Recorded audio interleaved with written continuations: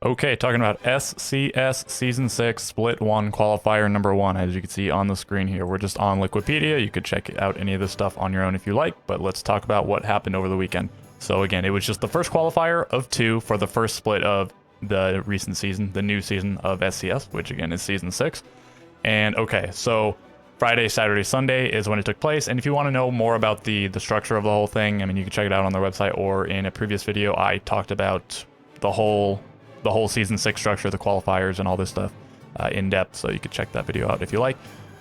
Commentators, we had Crow, Benny, Lynx, and Cookies on the mic for this qualifier. I'm not sure if it'll be the exact same people or if they'll rotate in any of the other casters for the next one, but those were the 4 doing it. I thought the commentary was pretty good. I mean, maybe it wasn't like top notch that these people can bring, but you know, it's just a qualifier. I imagine they were having some amount of fun with it. Cookies was on the analyst desk for Challenger League, and the other 3 were, you know, parts of duos for the Challenger League season. I think I don't know if this is their actual like main duo or whatever, but I think it was Benny and Lynx were together, and then it was Crow and like Jay's Wills, I want to say. But and as you can see here, it was I think it was for the first day it was Cookies and Crow, and then I think the second day it was Benny and Lynx, and then the third day it was Lynx and Crow, I want to say, and maybe the other people that I didn't mention for each day were on another stream that I didn't know of, but on the main NSG stream it was the people I mentioned. And yeah, so I liked Cookie's commentary the best. I mean, and they were all fine, but you know, and I hadn't really heard his commentary before. I don't know if he in the past did, you know, any sort of like main commentary. I imagine he did some amount, but again, he was on the analyst desk, not actually on commentary, and I thought he was quite good. So looking forward to seeing more from him. I guess while I'm talking about this sort of stuff, let me just mention some of the logistics. The production was like top notch. There were maybe a few technical issues, and of course not so much that we saw on stream.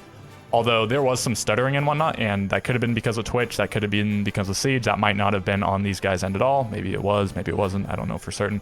But the transitions looked spectacular. They, for some of them, like the timeout, and then I think just like going into matches or between whichever screens, it was like this dragon over here, and it was animated, and it was super cool, really good. And then just the overlays that show the players and the scores. It's pretty standard, a lot of it, because it's, you know, it has been standardized for tier 1 Siege, the players and the kills and all this stuff. But at the top of the screen, you get to do your own little unique thing, and it looked great. And yeah, everything like that just looked amazing. I can't complain, and I have to give very high praise to it. I mean, probably like way better than what they're doing in NAL, and I can't remember if NAL and EULs are like significantly different, or even the other regions, but I imagine even better than any of the tier 1 stuff going on for that. And okay, so let's talk about the games in particular. So again, 3-day event. The first 2 days, each team played 4 rounds of Swiss.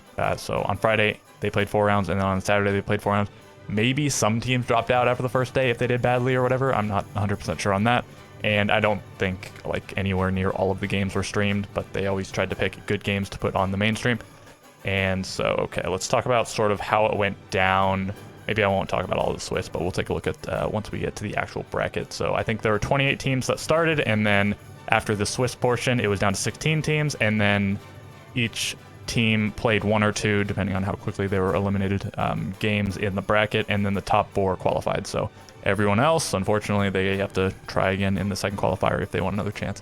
So these are the 4 teams that did qualify: Surf Esports, Eclectic, Team Mystic, and Achieve. And I can't really look at their rosters. As you can see, they're red, but I could look at this, but since I can't look at the other ones, I won't. There's some combination of like T3 players, T2 players, i.e. Challenger League, new players. I think they allow like underage players and then, you know, sub 18-year-old players to play in this, so there are a lot of those. And then there's several players that just turned 18 and so are maybe looking to get into Challenger League as well as playing in SCS. But okay, those were the teams, and then these teams were very close to making it. There was a lot of talk about Gusick because maybe none of these guys were known before, but certainly the team wasn't known before, and they sort of came out of nowhere and surprised a lot of people, but they didn't make it, so they were close. I imagine they're going to come back in the second qualifier and, you know, maybe make it. I can't imagine there's too many teams that like really high top tier teams that are playing in the second one that didn't play in this first one. So I would imagine that these 4, if they play again, have a very good shot of making it, considering how this first one went. And then these are the rest of the teams that made it into the bracket, made it out of the Swiss portion, but they did not qualify, and they didn't win their first round either. So all these guys, and then these are the rest of the teams that played but didn't make it out of Swiss. So Okami is, I think, maybe the only actual Challenger League team in here. So I think perhaps a bit disappointing for them. They definitely had a disappointing Challenger League season this season as well. So maybe they'll come back in the next qualifier and do better. We'll see. And the 99 Burglars, of course, this is like a take on 100 Thieves. But they got smoked. So, you know, I thought their name was funny, so I was rooting for them in the slightest bit, but they got decimated. Okay, so notable participants. Oh, and I guess it does show the names down here. So I'll show up for the top 8. So we have Spiff, Ashen, Asian, ReedSync, and Ambi. It's ReedSync. I thought this... I think his tag is just Reed in game. He dropped the sync, so I thought this might have been the same Reed from like the coach of Wichita, but you know, I didn't think actually. But this sort of confirms that it's not. All right, and they got the AAA thing going on, which is, and especially Ashen and Asian. It's especially confusing, I think. Wichita Wolves Academy. So there's several academy teams, but they're all Challenger League team academy teams. So I don't know. I don't know if this is like, you know, telling of anything in the future of CL, but I think it'd be more telling if there were some amount of the Pro League teams, the NAL teams having academy teams. I think that might be indicative of something, but I don't know what this actually means. Like, it's just a little bit weird to me. This is some amount of that, Revenge Nation roster that was playing in, was it Challenger League Open qualifiers? And they made it to almost the very end. Is that what it was? It was something like that, and they made it to, I think, the finals, and they lost to the Two-Faced. I don't recall, but anyways, I think Big Guy and Trevmac were on there, and maybe some of the other guys. I don't recall, but anyways, this team Eclectic with Z, Semi, Haiku, Dookie, and Goons. They have the logo here for SCS, so that's like a default thing. The actual logo that they were using was like that. The picture of that cat from the whole council of animals that are like looking straight and they look weird at the angle, if you know what I'm talking about. But and apparently they played with 7 people, but I think the main roster was Amp, Teddy, Unlimited, Baxel, and Nar. I think EJ subbed in, and I don't think I saw Waltz play, but I guess he did or something. Okay. Team Mystic, we have Gunner, Doc, Sweater, Tones, Nuers. Gunner, I think, recently turned 18. Sweater, about to come off his ban or just came off his ban for... and I don't actually know what all it encompasses. I think it's definitely Challenger League and Tier 1, but I guess not this, or maybe the ban already expired. He got banned for cheating in like another game, not this game. Okay, anyways, Windstorm, Preem or Preme, Dolly, Owen, Mellow, Twist. Achieve, we have TPA, Morocco, Tracken, Twizzler, and Riot, and Shadow Realm, Kami, Decordo, Jolt, Shiba, Millies. When I was watching one of their games, I think the commentators could not stop themselves from saying Jolton instead of Jolt a lot of the time. You know, not all the time, but a lot of the time they would say Jolt but they were talking quickly, so it sounded like they're saying Jolton, who's another you know, player, but not the same person. Anyways, okay, those are those rosters. So these are the teams that made top 8, but once again, it was which 4? It's not actually the top 4 there. Again, it's Surf, Eclectic, Mystic, and Achieve. So Surf, Eclectic, Mystic, and Achieve are the 4 that qualified.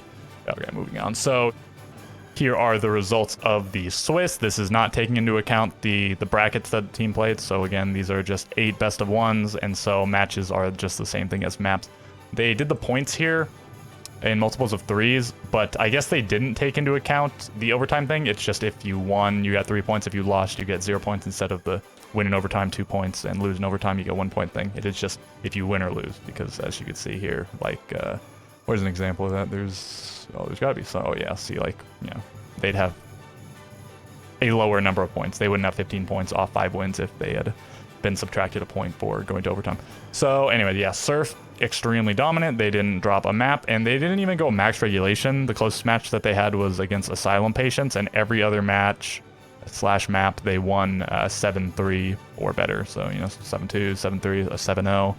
And then Team Mystic, pretty good as well, same as Asylum and Outlast, but these two, of course, did not make it through their brackets. It was Surf and Mystic, and then I should even have to go a little ways down. Eclectic, I mean, they were kind of close to making it. They only made it on tie breaks. I mean, these two teams, they probably were not too happy about the tiebreak situation. But yeah, it was Eclectic and Achieve. So 2 of the 4-4 teams, it was not but not very many of the 6-2 or any of the 5-3 teams anyways that made it all the way through the brackets. So all these teams got eliminated. I mean, I'll just scroll through this really quickly if there's anything you want to see here, but of course it's difficult to discern a lot of these because they have the default logo if they didn't, like, I don't know, submit or for whatever reason. They don't have the logos here. Okay, so let's take a, yeah, and then 99 burglars here. I mean, they got close here, but, and then they, so they didn't technically play all of them, and some teams, yeah, didn't, but it counts as they, you know, quote unquote, played them, but there's, you know, forfeits. Let's move on to the playoffs. So it's 4 like little mini groups, brackets, whatever you want to call it. Surf took out Leviathans, and then Wichita Wolves Academy 2-0. So they did not drop a single map through the whole event. They won 12 maps and lost 0 maps, so good on them. I mean, they definitely look like the best team by far. And then, you know, Wichita Wolves got close, making it here, and I guess this one maybe a little bit more competitive. We finally see a 2-1, but Eclectic beat Outlast, Gusick beat Valkyrie. This was one of the games on stream, and Valkyrie looked like, you know, decent, but Gusick definitely outclassed them. There were a lot of the rounds that Valkyrie had to like clutch out or won by slim margins or whatever. But then apparently Eclectic beat Gusick, so we got Eclectic in here, and then Mystic double 2-0, and then Achieve, it was close. So Asylum Patients, they might have been like the 5th best team because they lost by a narrow margin. They were one of the few 2-1s here in this in the round 1, and also, as I mentioned before, they took the most rounds off of Surf. And actually, what happened? Oh, it doesn't say the individual maps. So ooh, this one does though. Okay, so it was a 7-4, and okay, so I guess Wichita Wolves also took 4 rounds off of Surf in a single map, and it doesn't say this one, so I don't. Oh wait, no. All right, so I don't actually know if Leviathans here took at least 4 rounds, but it looks like only Wichita Wolves and Asylum Patients were able to take 4 rounds off of Surf in a single map. So that just speaks to how much better Surf was than all the other teams in the qualifier, I suppose.